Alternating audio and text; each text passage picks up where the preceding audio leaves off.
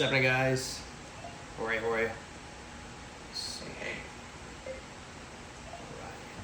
Carlos, Joe, Greg. I don't want to do one of those sessions with them because it's gonna rip my form apart to smithereens. It'd be better for him less weight. No. It's so helpful. I do not have the words to tell you how useful it is. So I was thinking the same thing going into it, but you know. It was fun. And I'm sore. Yeah. Shoulders are still sore. Who we got? Sebastian, how are you, brother? Alright, got kind of a, I'd say a continuation of the last few weeks. We've been on a roll with a certain topic and kind of progressing through sort of a thought process and especially like a diagnosis of how we're actually going to be able to do this outside of this program for you guys selves. So like basically teaching you guys how to do all this for yourself. And today's kind of like a continuation of the last. So I'll kind of go over even like a few reviews of the last few weeks. And then I have at the end I think you guys really like the, what did I call it? They were like the sort of like quiz questions. If I can, what was that? What did I call it? How did I turn for it here? So it was kind of like case study questions, like what you should do in this type of environment or with this data collected, what is the right answer here? So we'll have a few of those at the end. Those are kind of fun as well. But yeah, got a cool topic today. It should be applicable to most of you guys in here, maybe less for some of you, but it's still worth going over, and I think it's super important. What time is it here? We got 3 minutes. Let's get like 90 seconds. There's always a few stragglers. SB, how are you? All right. So yeah, the basically the topic today is when the week kind of goes off plan and how this kind of relates to the last few weeks, because the first week was the data that we need to be gathering. Basically the objective data, acting like this is all an experiment, you're a scientist, everything is objective. You guys remember that kind of discussion here. And then the following week after that, it was how to make basically the calls based on the data that we have presented. And this week it is when the week goes off plan and how I'm going to kind of tie that in. It's going to be more apparent as we go through it. But the idea was, so last week we said a week that was not run as written cannot be judged. So basically when we have a week that we can't actually review because the data was skewed, I'm going to cover what we do in these situations.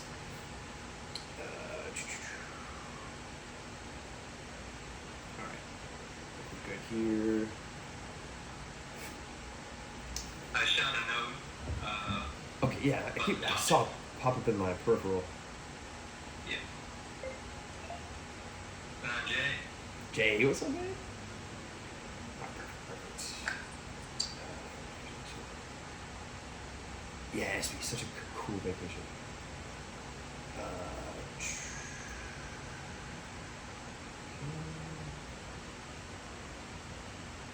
Okay, let me start. Figure this here.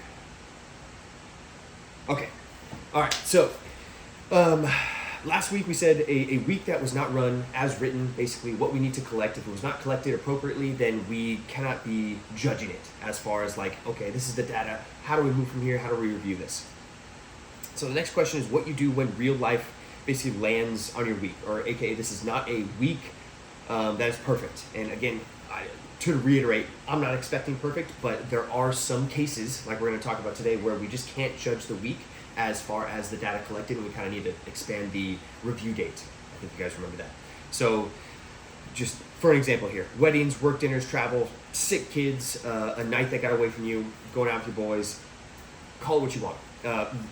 Researchers have a name for this, and it's actually going back to our first discussion on treating this like a science experiment as scientists, making everything objective.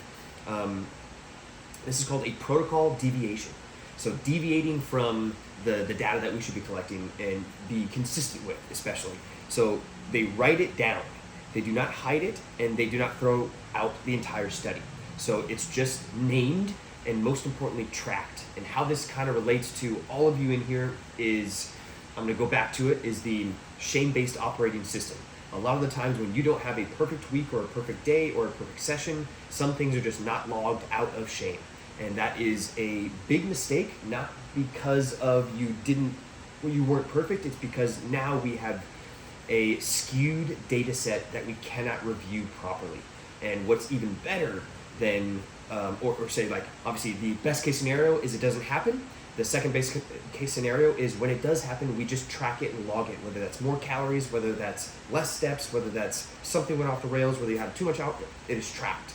And even to the extent of like, hey, I had friends over and I got drunk. I had too much, like how many beers did you have? How many shots?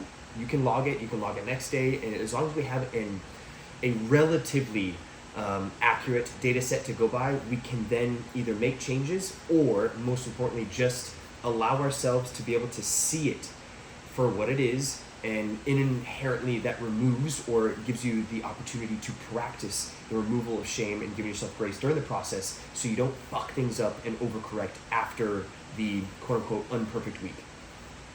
So moving on here. So the 3 moves after an off week here. So move 1 is log it high, aka overestimate. So guessing low is the most expensive habit in all of your tracking. And I like to say this is a margin of error that everyone has, no matter who you are. I think I've expressed this ad nauseum, but everyone underreports, unconscious, or not unconscious, but like not on purpose. They underreport how much they eat. And we have studies on this, studies of dietitians who do this for a living, for people underreporting their calories consumed. Just sit with that for a second. So no matter how much you do it for a living, even myself, and I have a margin of error when tracking. So I hope that relieves, again, inherently some level of shame within the process to just track, and most importantly, overestimate, because everyone has a really poor mental note of how many calories they're eating, or like they think they're eating this. I felt not so hungry today, but there's so many variables that go into hidden calories that we just, to be honest, even a 20% margin of error is allowed within the food labels themselves. So that should give you an idea of why you cannot just be perfect. But this is more to the point of, hey, now we need to overestimate regardless. So guessing low is the most expensive habit in tracking. And I'm just going to just go off on a tangent here because this is super important, and it's almost more important than the I fucked up one day and I didn't track it. It's the everyday underestimating or underreporting, whether it's conscious, unconscious, shame-based, I don't care. It's like at the end of the day, there's an underreporting. And when we go to make changes, we are pulling from a number that didn't exist in the first place. So how this plays out and how it's played out over my coaching career is the hardest thing to address, especially after weeks and weeks or months of underreporting, is you have lost a bit of weight. Say you need to lose 20 pounds. You've lost your first 5. It was super easy. You lost even 10 pounds. It was not as easy, but you're getting there. And then you're kind of stuck right in the middle. You lost 10 pounds. You're eating quote unquote a certain amount of calories, and you're not losing any more weight. So as a coach, I come in and say, okay, there's only 2 options here. There's 2 levers to pull. We either eat less calories or move more. So to eat less calories, you're going to now internalize that you have to eat less calories than what was reported. And as a coach, that's the most detrimental thing to especially you guys in this program who are used to over-restricting. So if you come in and say you've lost 10 pounds and on paper it says you've been eating 1,800 calories. And I know, because I have built a few calculators in my time, especially in regards to macro calculators, calorie calculators, I know the formula and I know basic thermodynamics. So at 200 pounds, 1,800 calories, you'd be losing a pound a day. So if it was really 1,800 calories, again, you'd be losing a pound a day. But then to say you had plateaued at 1,800, you now internalize that you are maintaining at 1,800 calories, when most likely it could be 1,000 up, it could be 500 more than that, it could be 300, but it still matters, because when I go to adjust, I'm thinking there's no way I'm going to have this individual eating less than 1,800 calories. For one, I know he's not or she's not eating 1,800 calories, and for second, I don't want them to think that they have to eat 1,600 calories to get the body or the weight loss that they're desiring. So it becomes a very sticky situation. The only thing that, or the solution or antidote to this, is overestimating and being really, really scientific and objective about the true math to this. And I have, within everyone's profile, I have a very, I like to say rough estimate, but it is over the last 10 to 12 years I've been doing this, the calculations are way, the margin of error to the calculations of how much you need to maintain your weight is smaller than what I had previously even thought. So there's a lot of talk online like, oh, there's a calculator, it'll spit you out a random number. They actually don't. It's actually pretty fucking close. And it's within probably 200 to 300 calories if they're using like a well-known formula, like Mifflin St. Jean. So the kind of my point here is making sure that we are overestimating and giving it a second thought on how much calories you're actually reporting versus how much is being consumed with the margin of error in mind. And if you have weight to lose, make sure that this is a thing, because you will eventually have to decrease calories or move more. And if we're already tracking a very low number, that you're at a sticking point, both internally and as a coach and as your future coach for yourself, you'll have a hard time just being able to manage any of this. Okay, that was my tangent. I thought it was really important. I wanted to have a segue right there. So restaurant food carries oil and butter you never see. Always. Even if you go to a meal prep service, it's a clean eats place, it's lettuce. Downtown, the restaurant name is Clean Eating Forever. They will add butter. They will add things to make things taste good. They will add salt, of course. That's less of a worry. No calories in salt, but it will make you hold a little bit of water. That's okay. We already know this is okay. But the calories involved with restaurant food, we're talking 200, 300, 400, 500, 600 calories more than what is seen in MyFitnessPal, even if it's a green check. MyFitnessPal has tracked, because unless it's a very strict franchise, aka only pretty much exclusive to fast food chains that are very strict in portions because that's how they make their money. Say for a reference example, McDonald's, their burgers are probably smaller than what you get or than what is listed because that's how they make their money, based on very small margins. But say in regards to Chipotle, the Chipotle worker scoops his own scoop, every single customer differently. So regardless of the oil that may be added or the fat, the portions are going to be different. So these things are just I want you to lock in your head that they're 40% off and give you a 40% margin of error. And ideally, what comes with this is the sacrifice of hunger.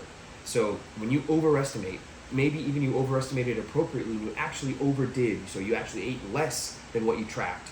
There's a thing you need to just stamp like, okay, this means I'm going to be hungry. Because it hopefully in future allows you to weigh the choice itself to eat out versus how hungry you know you're going to be with no calories left. So sit with that, and that's what I've had to sit with as well.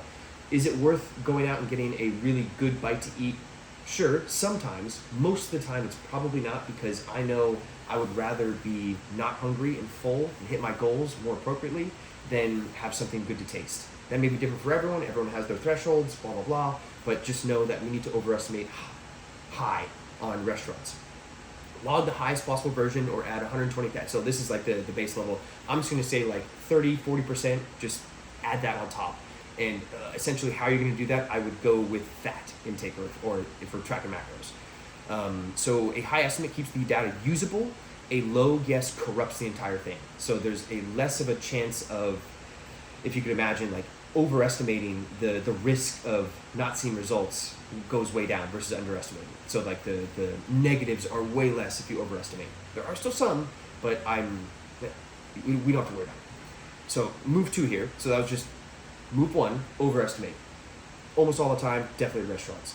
Move 2, do not pay it back. So what do we got here? 1, 2, 3 people in sort of a preparation contest prep here. Kind of disregard this next one. So move 2 is do not pay it back. So skipping breakfast the next day to cancel out dinner is 2 basically bad data points instead of 1. So this is basically like don't overcompensate, because then we start to get really volatile in especially hunger cues. So say you went over your calories, the next day you overcompensate by not eating.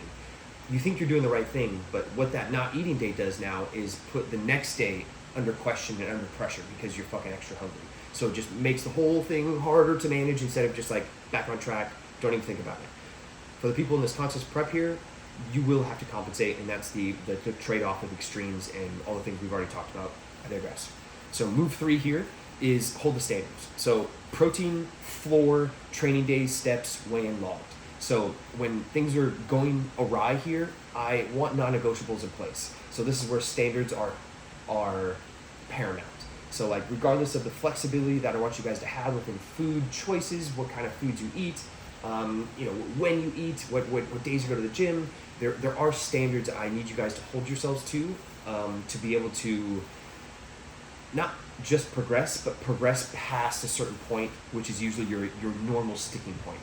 So you must kind of raise your standards as you get more and more results to keep the momentum going. I'll kind of sit it there. That's kind of a whole nother topic that I will pick on next week, which is our standards. And within these standards, just for basic examples here, so protein is the floor, like no matter what. If you get drunk, if you are skydiving, if you are going to Niagara, I want you to hit your protein that day. Non-negotiable. It makes everything else much less margin of error. Because when we eat high protein, we're usually more full, we're usually more locked in, especially if those protein sources are lean protein sources. It's just the catalyst to being 80% on track versus like 20% on track if you don't hit your protein and you got drunk that day. Just for an example. So this is where I'm a little bit lenient per client here and these standards here, but across the board, I will say hit your protein intake no matter who you are. That must be a standard within this program if we're working together. The second one, depending on the person and depending on their lifestyle, I like to go training as the second non-negotiable. Like you've hit all training days in your week. And I can say for a fact, like everyone in here, no problem. I tend to be a little bit more lenient, especially with guys that are just traveling 3 times a week for work. We do what we can, but like if our standard is we are training, that means yes, we're training in a hotel, yes, we're doing push-ups when there's nothing to do, yes, we're trying to find a tree to do some pull-ups on. So like the non-negotiables of at least some, I like to say some level of high intensity effort. So like I can find a tree to go to failure with pull-ups on, non-negotiable for myself, but I won't extend that to every single one, but I will extend the protein every day standard, non-negotiable. So moving to the kind of second portion is the before the event. So back to the best case scenarios here is we're perfectly on track regardless of what's happening in our lives. The second thing that happens is we're a little bit off track. Life happens. It happens to everyone, including myself, including diet, like everyone. It's, how do I say this here? It's making sure that it doesn't happen again. And the only way it doesn't happen again is if we can look at it. And you can't look at it if you're shameful. So if we're operating from shame, we can't look at it to then develop honest strategies to not have it happen again. And a lot of the times coming into the program are high discipline guys that have a lot of drive via shame. And what happens is when they come in the program and they are not perfect, they come to my coaching check-in call basically vomiting all the things that went wrong. And it's almost like a preemptive, I know I fucked up, I don't even want to talk about it. And that in and of itself is not allowing the objective scientist to go in there and say, but it did happen, how do we not make it happen again? So it's like the shame does not allow you to look at it, therefore strategize. And that's very hard as well as a coach, because the only thing I can say is like, it's not that bad. All we got to do is pre-plan. But it sounds so light-hearted versus like, just fucking lock in. I can just, that's the discipline fallacy. I just need to be more disciplined. And this is when it heavily comes up. And even before I get into this next thing, I had to put this out there because you cannot strategize and pre-plan and have it not happen again if you can't just fucking look at it. We can't look at it if we're operating through shame and not as a scientist. And that's why I wanted to go talk about the whole thing as an experiment first. And it's just kind of all very easy. You guys have all heard me say this. Decide the plan before you walk in. Pre-plan. It's the best strategy no matter where you're at. If you know you're going on vacation, if you know something is happening at least 24 hours prior, you can strategize. And again, you don't have to strategize to be perfect. You just have to strategize to be better than saying fuck it in the moment when things are hard. I Yeah. can speak to that too, because I'm going through that right now. Ryan, you're aware of it, but Yep. I was on vacation, and stayed absolutely, what I call perfect, 90% of it. Yep. working out hard, and Ryan will talk, but I do a little extra in my workouts than I shouldn't be. I throw a few extra sets in there. And then I had a huge hike planned, 13-mile hike, and I was talking to the wife the day before the hike and said, I'm not feeling good. I wonder if I'm getting sick, which is always a sign. So I didn't pre-plan. I stayed true to my deficit and everything I'm doing, and wrecked myself on the hike. And then, and my wife's in the background saying, I told you not to do that too. But anyway, and then I had a day and a half of eating like crap and just what I call the buckets, because I was just wrecked. I was wrecked, and I was so far in a deficit. My back's still sore, and I'm still recovering. So the pre-planning thing, if we don't do that, like I didn't do it, and I'm paying for it, and I wrecked myself. So yep, 100%. That's where I'm at. I appreciate that, Joe. That's super vulnerable, and it takes courage to even admit it. And again, like this is you undoing or unwinding the shame-based operating system to even look at it, talk about it, and then speak in front of others. So, dude. Yeah, but it's powerful knowing, because there was no shame to it. I knew what happened. I said, you know what? I didn't pre-plan, and I'm paying for it, and then I went off the rails because I got so far in a deficit hole that...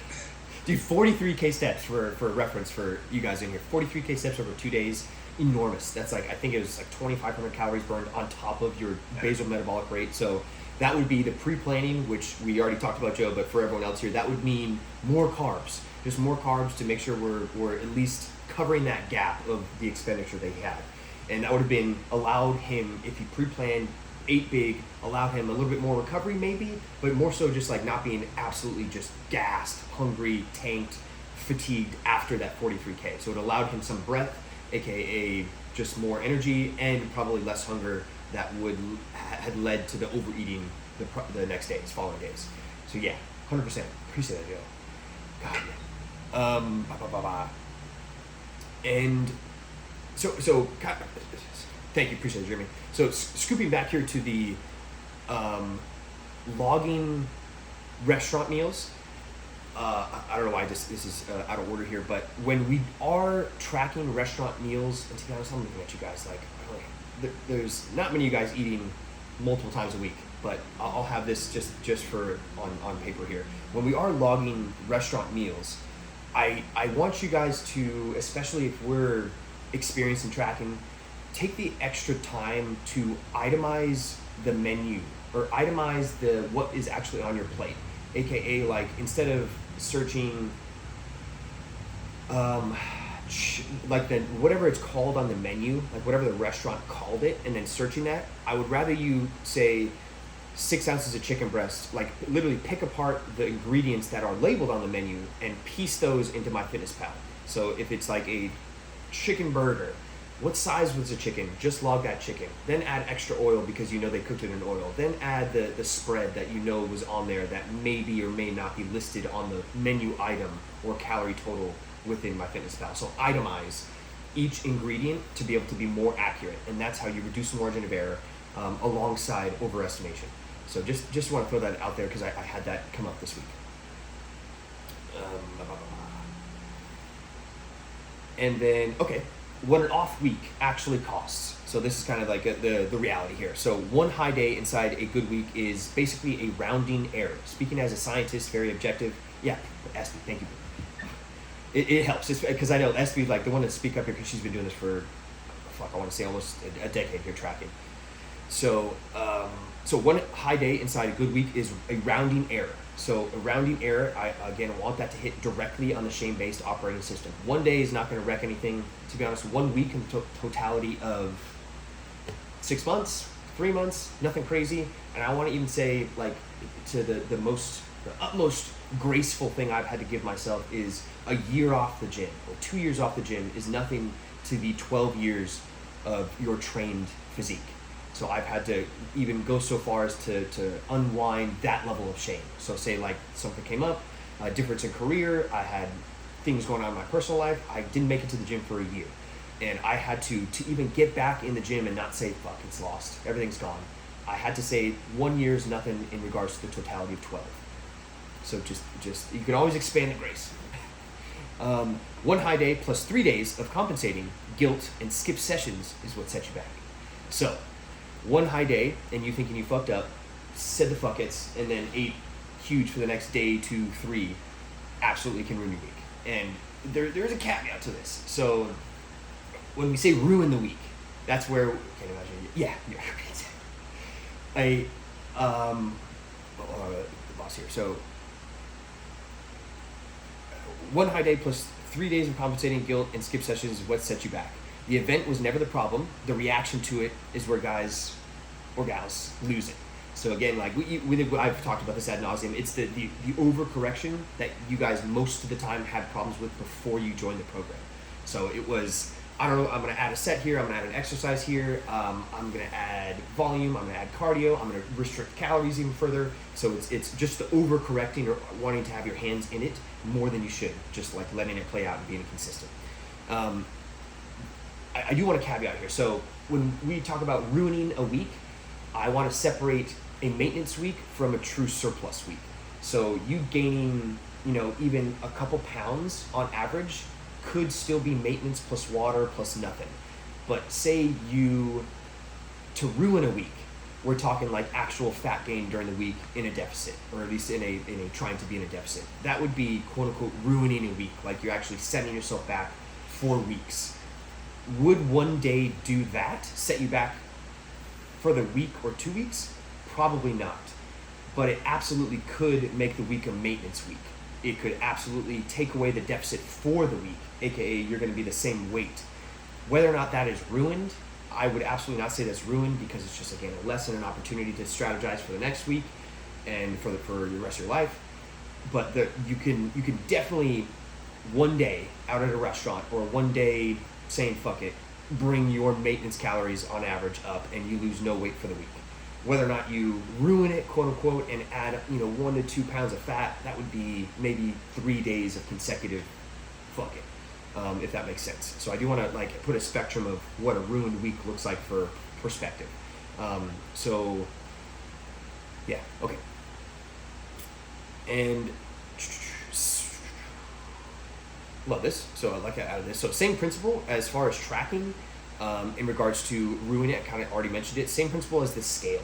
So reacting to a single data point or a single weigh-in, obviously that's not good, but that can always spiral into the buckets. So I sometimes, per individual, per client, I'll even say don't even step on the scale if you had one bad day and you're prone to saying fuck it. It's like, don't even weigh yourself. Just weigh yourself 2 days later after 2 days of just back on track. It's individual per context here, so I'll kind of skip that. So what we do on review day. So, and this is going to be kind of like a back and forth between coach-client, but eventually I want you to think of you talking to yourself like this. So what we do on review day, you tell me what happened before we look at the numbers. So like most of the shame-based operating guys, they come to me saying like, this is all what we did. This is all the things that we did wrong. Most of the time, I'll be like, okay, you know exactly, you're really good at finding what's wrong. What are the positives? What actually happened that did well? And that's actually inherently a good way to practice giving yourself grace for these moments, is to stop being an expert in finding what's wrong and actually become very good at finding what's right while being objective that there were things wrong. Again, this is very scientific, very objective, very easier said than done, harder to do, but that's the goal. Is to be objective about both sides, not just objective about the realities of the failures or the less than perfects. It's the reality of, okay, actually, I did mess up, but I didn't mess up as bad as I did the week prior. I still have room to optimize, but things have been optimized. So like knowing that allows you to see the progress, which allows you to then repeat it or even want to repeat it because there was some progress there. So you come on the call, or we get to review day. We're going to review the week or 2 weeks, whatever we set out to do. You tell me what happened before we look at any numbers, and then a week with a documented deviation gets read differently. So say we did have something happen for the week where you weren't perfect, we read the things differently. And if the week was too messy to read, nothing changes and we run a clean window. So this is why I wanted to distinguish between the severity of ruining a week, or just at least a reference of a ruined week and a maintenance week. So depending on, most of the time, like I want to say for general population, again, like you guys who are competing aside, and this may even be helpful for after contest prep, post fucking reverse diet here, because it's going to be even harder. Almost 100% of the time, if there's a deviation within the week, especially a high day that creates a maintenance, I will not adjust anything. Nothing will change. Not a single thing. It's unless there's a strategy involved to have it not happen again. And that strategy could be increasing calories, increasing the food, because to not have you so hungry where you binged, usually it's just allowing yourself to eat more food or allowing yourself to move a little bit less and lose a little bit slower, decrease the rate of loss so you can sustain the deficit for long enough for you to see your goal. So sometimes, and most of the times with the people in this group here, it is you're doing too much, you're going too fast, and that's why things are so hard. And that's why you are so inclined or susceptible to going off the rails. It's because things are too extreme. So how to make them not as extreme? Make them not as extreme. Eat a little bit more food, but again, here comes the shame. I need to lose 5 pounds a week. I need to lose 2 pounds a week. And you're not okay with 1. You're not okay with half a pound a week. So again, we're assuming that we have a base level of objectivity, and we're acting like a scientist here, but I will always throw in the shame base because it's the hardest thing. It'll still be here for years. So if the week was too messy, we basically don't change anything. And to be honest, if anything was at least at maintenance. And when we're talking about increasing calories or decreasing steps or expenditure or something of the sort, it could be even training volume. You're fucking sore and you're tired and you're not recovering well, so you're a little bit more, or you're not sleeping, which makes you a little bit hungrier. So like sometimes it's decreasing training volume as well. I'm trying to piece together a general statement here because it's tough. I have some competitors in here, and on top of that, there's like every person is an individual, and I like to keep the context very custom to them, and I'm trying to generalize these. So let me just move past this. I think you guys got enough from that side. So I have 5 rules created, and these are, again, to the general point. Log high, log the whole thing. So the first rule is overestimate, log high, and be objective and honest about everything that was eaten. Even if it's like next day and you remember what was eaten, try to log it. Obviously, like during some event or something's happened, you're probably too busy to log it. But even in that moment, if things are busy, things are chaotic, if you just even go into MyFitnessPal and go through the motions of tracking it, what that does sometimes is allow yourself to breathe, to be objective, and sometimes be like, dude, it wasn't that bad. I'm realistically logging everything, and because I'm so hard on myself, I thought I did worse, and it's really not that bad. So sometimes there's a built-in, okay, it wasn't that bad, because you get the objective reality. But sometimes I have to say, most of the people in here, it's not going to happen because you're so hard on yourselves. Anything above anything below perfect is still going to elicit some trigger point of shame, but it's still worth noting. So log high, aka overestimate, and log the whole thing. Like log honestly, I'll say that. And then for half of you in here, it's never pay it back or never try to compensate. So that's the second rule. And again, that's different for contest prep, just a different animal. And then standards held even when the target does not. So this is where I want to be careful, because when we set too high standards, we're just triggering even more shame. So the standards must be practiced, and there must be an expectation that these are standards, but you won't be perfect hitting them, but they're still the standards. And it's like, again, I say a lot of contradictions, but that's what this takes, is a yin and yang, a little bit of both, a little bit of, I have high standards for myself, but I also have grace to not hit them perfectly, so I can look at it, so I can optimize, so I can strategize, so I can be better. Decide the plan before you walk in, so pre-plan. So I'm just gonna rattle these off here. So log high, overestimate, be honest. Never compensate, hold the standards, but have grace when you don't hit them, so you can look at it. Pre-plan, this should be number 1. Pre-plan, and then ideally at number 5 here, I have tell me what happened, this is data, not a confession. So like, tell me what happened, aka tell me the good and the bad, not just the bad. So if you can objectively say that, not just to me, to yourself, when you guys are off on your own trying to do this, the more likely it is you'll be able to, again, unlearn shame, be able to optimize and strategize for your real life. So that's all I have for this portion, and then I was going to move on to the kind of fun quiz questions and stuff like that, and like how to review, and like when the data is presented, what choice would you make? But I kind of want to pause here for a second. We do have some time right there. Hopefully you don't.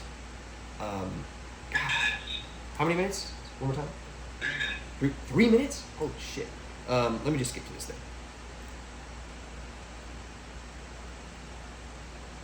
Okay, so I'm just gonna right into it. So this is, we'll call these cases. So review weeks, you gather the data. This is what the data has. What do you do with it? So the scale is up 2.5 pounds from last Tuesday on average. Photos look the same. Lifts up on your major movements. Your sleep is fine. Steps on target. Your tracking is clean. You've overestimated. You had a big restaurant dinner 2 nights before weigh-in. What would you guys do? So the scale is up 2.5 pounds from last Tuesday on average. Photos look the same. Lifts up. Sleep is fine. Steps on target. Big restaurant dinner 2 nights before weigh-in. What would... my man. Nothing changes. Nothing. Keep doing what you're doing. Fuck, I love you guys. Come on. I'll move on. So let's go from easy to hard here. I hope I don't miss this. So case number 2. Scales down 3 pounds in 7 days. Lifts down across the board. Sleep is good. Track is clean. Steps jump from 8K to 15K. New job. That's why it happened. So scale is down 3 pounds in 1 week, 7 days. Lifts down across the board. Sleep's good. Tracking's clean. Steps went from 8K to 15K. What do you do? Do you need more food or less steps? I have slow down the rate. Slow down the rate. So you basically, exactly what I would do is both levers. So you're just hot, like 3 pounds across the board from 8 to 15K steps. I didn't write if this was on average or just whatever it was. So I would do both. I would eat more food and I would walk less. So yes, exactly correct. Slow down the rate of loss. 60 seconds, dude. I'm gonna go to the hardest one here. 60 seconds. It's a fucking like a game show. Scales down 4 pounds, photos flat, arguably softer. Lifts down 2 weeks straight, sleeps down to about 5 hours, work stress is high, tracking's clean. So scales down 4 pounds, photos are flat, arguably softer. Key there, softer. Lifts down 2 weeks straight, sleeps down to about 5 hours, work stress high, tracking's good. Eat more food. And rest. SP's got rest. So the More sleep, more food. so I have here, and this is super individual, less training volume, because if you're not sleeping, you're not recovering. I know, I'm getting caught up. All right, guys, give me a piece here if you guys can for a second, so we can get this in. All right, guys, see you later. Thank you guys so much for showing up. I appreciate it. You got it. Peace.